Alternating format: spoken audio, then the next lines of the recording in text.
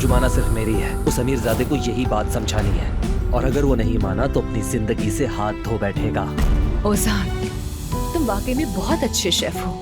खेल शुरू हो गया। जुमाना, नाज़रीन, कहाँ हो तुम लोग? सारी उम्र इज्जत से सर उठा के जी है मैंने, और अब लोग बातें बना रहे हैं। आइंदा कोई शिकायत नहीं मिलेगी आपको।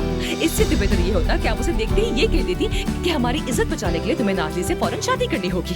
ये ख्याल मेरे दिमाग में क्यों नहीं आया? तुमने क्या समझा था मैं उसे तुम्हारे साथ मैनेज जाने दूंगी? अम्मी आप ये क्या कह रही हैं? मैं विनस जुमाना के साथ नहीं, नाज़री के साथ जा रहा था। क्या तुम दोनों को विनस का सफर मुबारक हो?